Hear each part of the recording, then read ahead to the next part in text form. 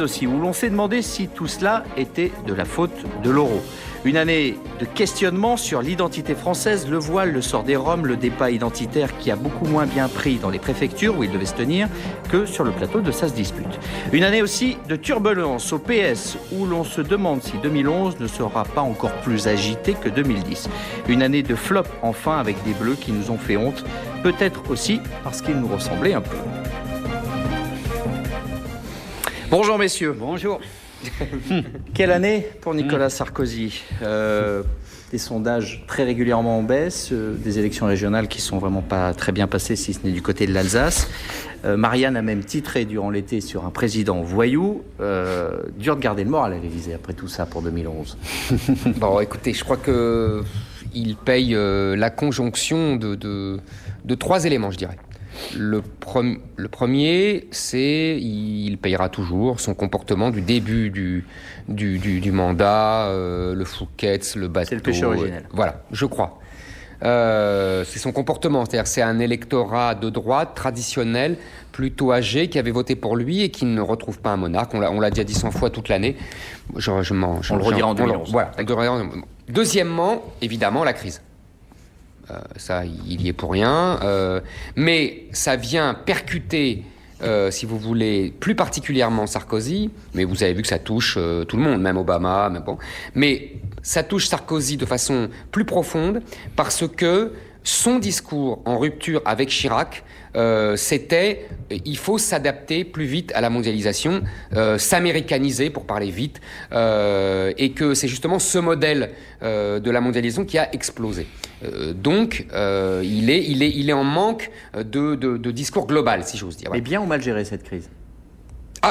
Ponctuellement, moi je trouve qu'il a très bien géré cette crise. Personne ne le critique, personne ne lui reproche. Vous avez raison de poser la question. Il a été très bon, très réactif, prenant les décisions très rapidement, plus rapidement que la plupart de ses collègues européens. Non, franchement, il faut lui reconnaître ça. Et troisième problème, à mes yeux, mais je pense que là Nicolas ne sera pas d'accord, je pense qu'il avait attiré à lui tout un électorat populaire qui vit, alors là, aux premières loges des conséquences globales de la mondialisation, c'est-à-dire chômage massif, délocalisation, immigration, insécurité. C'est l'électorat populaire qui subit tout ça de plein fouet, ouvriers, employés, etc. Et il leur avait vendu l'idée, comment vous dire ça, d'une espèce de Le Pen possible et respectable. Voilà, en gros, pour résumer. C'est-à-dire, voilà, je reprends ce qui est bon chez Le Pen. Vous avez voté souvent pour lui, mais vous saviez que c'était impossible, vous saviez que c'était pas bien, entre guillemets, tout ça. Moi, je vais vous faire du Le Pen respectable et possible dans les faits. Et en fait, ça n'a absolument pas marché. L'insécurité est toujours aussi grave. Et il y a, je le rappelle toujours, 200 000 parce qu'on parle toujours de l'immigration clandestine, mais on ne parle jamais de l'immigration légale. Il y a 200 000 étrangers qui rentrent tous les ans en France de façon légale. C'est plus qu'autant de Chevènement et Jospin. Alors, plusieurs points qu'il a soulevés, on va les suivre. Je reprocherai à Zemmour de ne pas aller jusqu'au bout de ses raisonnements. Parce que sinon, je te laisse plus parler. C'est vrai, ce qui serait quand même dommage, voilà. On conviendra. Donc, voilà. Le premier point, effectivement, peut-il être président ? C'est la question qui va immédiatement dans la suite. Il est élu président, mais il avait le modèle sans doute américain dans la tête avec lequel il nous a souvent bassiné. Je serai Kennedy, ma femme sera Jackie, quelle que fût sa femme d'ailleurs. Il l'a reproduit. Sauf que les Français n'ont pas de la même histoire et que Nicolas Sarkozy devrait s'imprégner davantage de notre histoire monarchique et que là-dessus, elle reste devant lui, posée devant les mois qui viennent. Est-ce qu'il est capable de se hisser à la hauteur de cette histoire-là ? Donc ça, c'est le premier point. Le second, effectivement, la crise qu'il a percutée de plein fouet. Je concéderai à Eric et à tous les sarkozystes que effectivement, dans la réactivité, il a été très convenable, très bien, je veux dire, même parmi les premiers. Sauf qu'ensuite, alors que son modèle idéologique était percuté, que l'ensemble des pays européens étaient percutés, on y reviendra peut-être en parlant de l'euro, il a été incapable de nous tracer une perspective, une ligne. Au moment même où son idéologie libérale était foutue par le cul par-dessus tête, il est revenu à Nicolas, défense de l'État. Personne n'en est capable pour l'instant. Mais on peut espérer que quelqu'un le saura.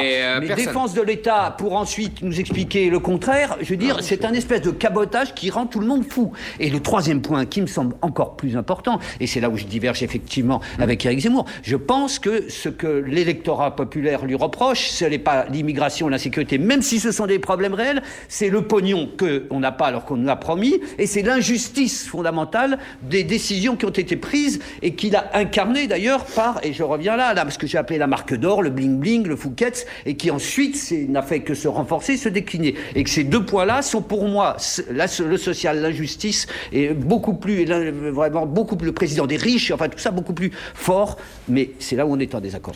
L'argent, la crise, justement, est-ce que elle a été alimentée par pas assez d'Europe, pas assez d'euros, ou est-ce que tout cela J'aime pas ce sourire, j'aime pas ce sourire. On va arriver un peu. Non, avec ses gros sabots d'ondaine, avec ses gros sabots d'ondon. Non, je vais essayer de pas jouer au triomphateur et d'être le plus objectif possible. Je vais essayer. Nicolas m'arrête si il trouve que je suis partial. Je vais essayer. L'euro nous avait été promis comme un protecteur. Voilà, on est d'accord. Un bouclier, une protection. En fait, il a été un protecteur sur un point majeur, mais il faut le dire, c'est-à-dire que l'euro nous permet, à nous Français, et surtout aux Irlandais, aux Grecs, enfin, à tout le monde, d'emprunter, ça a été pendant presque 10 ans, d'emprunter au taux auquel l'Allemagne peut emprunter. Ce qui n'est pas rien. Mais c'est ce que je dis. Là, l'euro a été une réussite totale. Je dirais dans un premier temps une réussite avec des effets pervers terribles, c'est-à-dire que ça a poussé les gouvernements, comme ils avaient l'argent pas cher, hein, c'est comme si on vous donnait de l'argent pour rien, et évidemment vous allez le dépenser, et puis après on vous dit, vous avez un trou à la banque énorme. Et ben c'est ça, c'est ce qu'ont fait tous les gouvernements, sauf l'Allemagne depuis 3 ans. Donc évidemment, on se retrouve avec une Irlande qui a des déficits, je crois, budgétaires qui représentent 20% du PNB, un truc de malade. On est à 8% déjà, c'est une folie. Je parle pas de la Grèce qui trafiquait les comptes, mais aussi l'Espagne, l'Italie. Vous voyez, ça c'est une problème. Deuxième, alors là, j'y vais et Nicolas me conteste si. Deuxième drame de l'euro, c'est qu'en fait, il a été instauré sur une zone qui n'était pas une zone économique optimale, c'est-à-dire qu'il n'y avait pas de cohérence entre ces pays, entre le modèle économique de ces pays, entre l'Irlande qui vivait de son taux d'IS, impôt sur la société, à 12% pour attirer les grandes multinationales américaines, de l'Espagne qui vivait sur la spéculation immobilière et de l'Allemagne qui au contraire vivait sur l'industrie comme toujours et sur les exportations. Il y avait un monde, il n'était pas sur le même modèle et l'euro était la même monnaie pour des gens qui n'avaient pas le même modèle. Alors aujourd'hui et je m'arrêterai là, aujourd'hui on est face à un drame, c'est-à-dire qu'on nous dit, c'est toujours la même chose. Je me souviens de Philippe Séguin qui me disait ça il y a déjà 20 ans, qui me disait, avec les partisans de l'euro, tu verras, c'est toujours la même chose. Ils font des conneries et on avance et la solution, c'est toujours dans plus d'Europe. Eh ben, il avait tout à fait raison. Maintenant, on nous explique que l'euro, c'était peut-être pas bien. On voit Jacques Delors, extraordinaire. Mais c'est parce qu'il faut un budget européen, il faut une politique européenne. C'est toujours la même chose. C'est le cercle vicieux implacable, mais on n'arrive jamais au bout. Et aujourd'hui, et je finis là-dessus, Nicolas, si on avait un budget européen, les Allemands, grâce à Dieu, diront toujours non parce qu'ils ne veulent pas payer pour tout le monde. Mais même si on l'avait, qu'est-ce que ça donnerait ? Ça donnerait des Allemands et éventuellement des Français qui payeraient ad vitam aeternam pour les Grecs, les Irlandais et les Espagnols qui ne peuvent pas retrouver une compétitivité puisqu'on leur interdit de dévaluer ce qu'on a toujours fait pour retrouver une compétitivité. Ou alors, et vraiment j'en ai fini, ou alors il faut réduire de 30% les salaires, la protection sociale, etc., ce qui ravira mon ami Nicolas. Voilà. Vous avez remarqué quand même qu'il a commencé son propos en disant c'est bientôt fini, qu'il a quand même... C'est vrai, pour arriver, mais c'est même parce que c'est un sujet vaste. Non, mais c'est un très très vaste sujet, donc je comprends, c'est pour ça que je t'ai pas interrompu. Et au fond, tu aurais pu même ajouter dans les vices fondateurs de l'euro, tu aurais pu en ajouter d'autres. Hein. Moi, mais il l'a pas fait, donc... Il l'a pas fait, mais je pourrais en ajouter d'autres, ne serait-ce que la gouvernance commune, le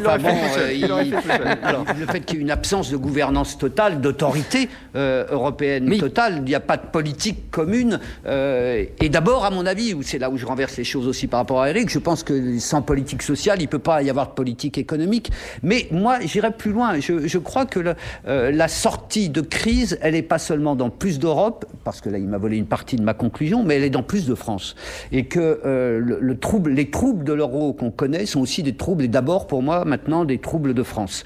C'est-à-dire qu'on est incapable d'assumer un leadership quel qu'il soit, ou même une conception de l'Europe, une conception de la France, de son rôle, et qu'on est... Et Éric Lay, d'une certaine façon aussi, à genoux devant l'aigle allemand. Mais... Et qu'il y a une espèce de révérence et devant sa puissance et devant sa logique économique que moi, je pense, je termine là-dessus, comme tu dis, on ne doit pas accepter, et que ce culte de l'austérité, de la rigueur allemande, je veux dire, les Allemands, ils n'ont pas tout réussi. Je rappelle que dans les années 80, par exemple, oui, c'est ça, 80, ou même 2000, on avait une progression qui était supérieure à la leur. Encore aujourd'hui, on a une croissance, voilà, donc, supérieure. Arrêtons d'être à genoux et de dire on est très mauvais, on est très nul, je veux dire, et les Allemands sont formidables. Je ne supporte pas quand je vois Jean-François Copé me dire les Allemands, c'est la solution, et derrière Jean-François Copé, tous ceux qui sont des Allemands, je ne sais pas que ce soit anti-allemand, au contraire, mais je pense qu'il faut parler d'égal à égal, de puissance à puissance. Mais le Soyons problème, c'est qu'on n'est pas... Oui, mais le problème, c'est qu'il n'y a pas d'égalité de puissance. Non, mais moi, je suis... Non, mais ça nous renvoie à ce sujet-là, soyons fiers d'être français. Soyons fiers d'être français. Mais il faut assumer ses fiertés avec quelque chose. On va en parler, l'identité nationale, justement, puisque ça a été un grand thème de cette année. Est-ce qu'un pays qui se demande qui il est, va bien ? La France s'est toujours demandé qui elle était, puisque c'était une construction politique et idéologique et culturelle. C'est pas une construction naturelle, c'est pas donc il y a pas donc c'est tout à fait normal qu'on se demande qui on est. Premièrement. On écrit, on réfléchit. Voilà, exactement. Est-ce qu'on organise des débats mais le peuple français, on est en démocratie. Oui. Donc le peuple français vote, donc il a le droit de réfléchir à qui il est et qui il a envie de devenir et quelle histoire il a envie de continuer. Moi, j'ai trouvé, mais on en a parlé toute l'année, j'ai trouvé absolument scandaleux le comportement des élites qui vomissaient les propos des gens, des petits élus dans ces réunions-là.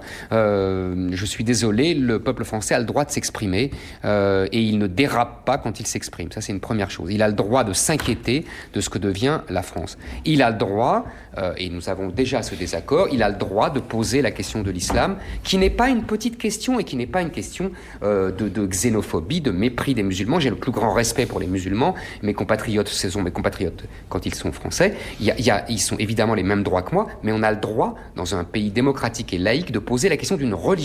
Ça n'a rien à voir. Et l'islam pose une question à la société française. Je l'ai déjà dit longuement.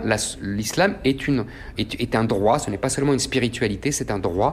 Et donc qui englobe la société et qui inévitablement, il y a un code religieux qui s'impose et qui se frotte et parfois se confronte à notre code civil napoléonien. Et c'est ça la question qu'on doit régler. Est-ce que le code civil napoléonien et ses principes idéologiques issus de la Révolution française l'emportent à chaque fois, ou est-ce qu'on négocie ? Est-ce qu'on négocie entre cultures ? Est-ce que je finis, Nicolas. Le multiculturalisme revendiqué par une partie de la gauche et par l'Europe, c'est écrit dans tous les textes, c'est la négociation entre cultures. Moi, je refuse la négociation. J'estime que les autres cultures étrangères, entre guillemets, même si les gens vivent en France, doivent céder le pas devant la culture du code civil napoléonien.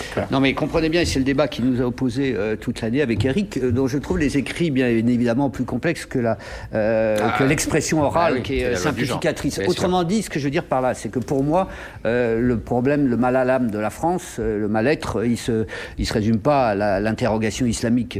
Non, bien sûr, je suis d'accord. C'est pour ça que je veux l'englober dans quelque chose de tellement, pour moi, tellement plus vaste qu'un pays qui a perdu ses colonies, un pays qui a raté l'Europe, on le voit maintenant. Hélas, alors qu'il en était un des porteurs, un des partisans, un des pays artisans. Dans une mondialisation libérale, alors qu'il a été forgé par l'État. Voilà, je suis donc c'est là où je suis 100 fois d'accord avec moi. ça. Voilà, mais simplement comme ta pensée, en l'occurrence, était résumée là. Parce qu'il m'a lancé sur le voile, etc. Je voulais dire que pour moi, il faut retrouver, comment dire, le déclinisme. Ça avait été la critique du déclinisme avait été une des forces du sarkozysme. Je vous le rappelle, contre Chirac.